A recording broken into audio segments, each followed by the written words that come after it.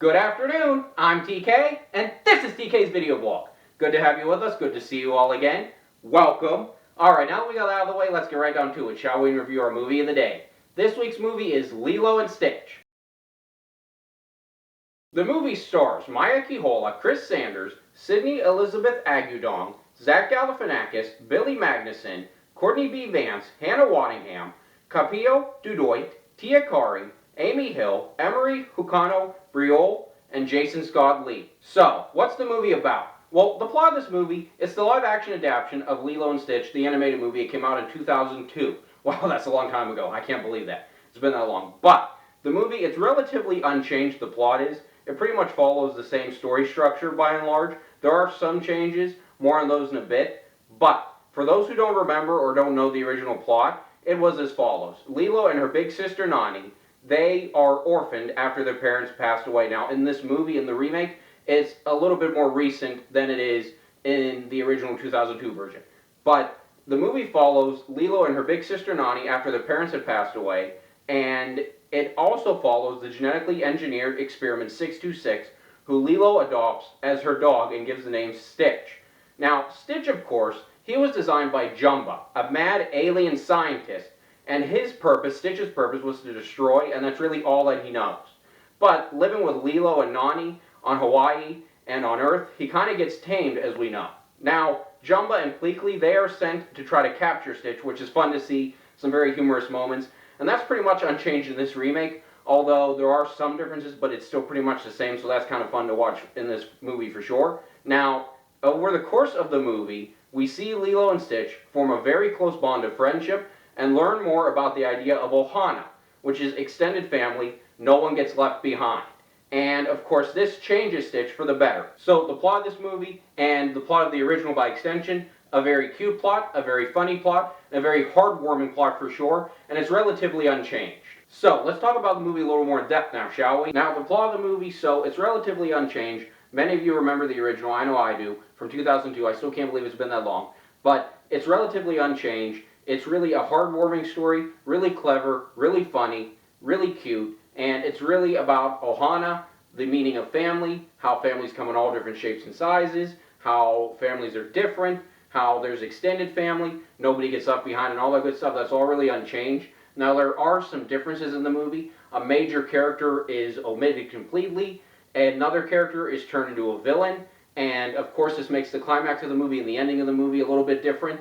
And it does end a little bit differently. Now, I'm not going to give away too much there. No spoilers here, as you know. I was a little bit worried that the omission of the major character and the turn of the other character into a major villain was not going to work. But it actually worked out quite well, I thought, and it made sense, so I give that really high marks there. Now, as far as the ending of the movie, the climax, that was changed. It got some flack online, I read and I saw. However, that being said, I personally like it. I think it worked. I think it was different. And it kind of made the plot feel fresh and new. And I really like that. So I give the plot really, really high marks for sure. Really, really good. Now, the cast of the movie, let's talk about the cast here. The little girl who plays Lilo, so I want to give some information here. So, Chris Sanders, the original voice of Stitch, he was actually out doing another movie, directing another movie. So he was not on set at all during this movie. And so the little girl playing Lilo, she really didn't have the actor there to bounce lines off of, and she still knocked it out of the park. And I want to give her an award right now. She should get an award right now for that. Really, really impressed with her. A lot of heart, a lot of emotion. Really, really great. Chris Sanders, of course, he is back as Stitch. He's the original voice of Stitch, original creator of Stitch, and original director of Lilo and Stitch, the original 2002 film. So it was great to have him back. I love him. He is just, I mean, he embodies Stitch. And I don't think this movie would work without him. He has a lot of heart, a lot of emotion in his roles, and just really, really good. So I'm glad he was back. Really, really great decision to get him back. Now, the girl who plays Nani, great. She's more fleshed out. I would definitely give her an award too, because again, heart and emotion in her role. And the Lilo-Nani dynamic, you see a little more of it in this movie, I feel like. And it works. I love it. It kind of makes it feel more fresh. Speaking of dynamics for a sec, I want to go back and hit on the Lilo and Stitch dynamic itself. And that, of course, is the title of the movie, Lilo and Stitch. So that dynamic has to be on point. And it was in this movie. There was a lot of heart, a lot of emotion, really heartwarming, really funny, and it just worked. So I give that really, really high marks there for sure. I mean, that was the bar they needed to reach, and they did, so great there for sure. Now, Billy as Pleakley, he was quite good. I think he embodied Pleakley. I don't really have any complaints there. Now, Zach Galifianakis as Jumba, he's my only real complaint. His voice was wrong. It was too plain. He needed an accent, but other than that, he was actually good. I mean, that's not a huge issue for me, but I was missing the accent for sure, but he was good. Now, Jumba and Pleakley, their dynamic is a little bit changed. I'm not really going to say how because that'd be spoiler territory, but it was a little bit changed, but overall, it's pretty much the same. They do have heart and emotion in their roles. They do have humor like in the original, but there is a difference. I'm not really going to spoil it, but there is a difference there. Now, as far as the overall cast of the movie, very well cast, a lot of heart, a lot of emotion in their roles, very believable. They all have the believability factor. Now, you've heard me talk about this all season long here. The believability factor is you want to believe what the cast is saying on screen, what they're selling, and if you do, you're going to connect with it better, and I think you really, really do in this case, so I would give them very high marks there for sure as well. The CGI in this movie is largely CGI. It's well done, it's believable, and you want that. That's a really high bar in this movie for sure because it's aliens, but it actually works and it's believable, so I give that really, really high marks there for sure as well. The movie does have a Hawaiian roller coaster ride as well as some other great songs in the score, which really fit the plot of the movie and the tone of the movie quite well, I think.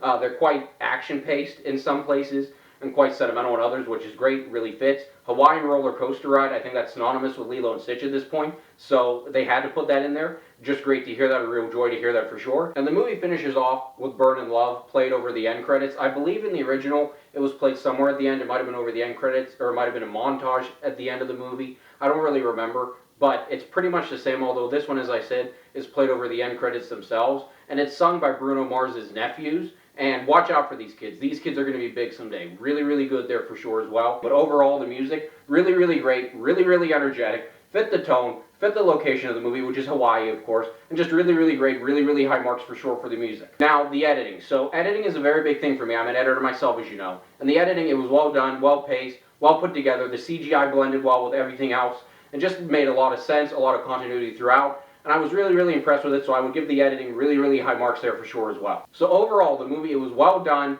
CGI worked, the plot worked, there were some changes, but it felt fresh, which was great. The cast was great, the music was great, editing was great, everything was really great in it, it worked. My only real complaint was Jumbo's voice, but other than that, it really, really worked. Really, really clever, really, really cute, really funny, and really heartwarming for sure. So, the moment of truth has arrived now. What would I give the movie out of 20, and would I recommend it to you all? Well, I think I would have to give the movie a very strong and a very confident 20 out of 20, and here's why.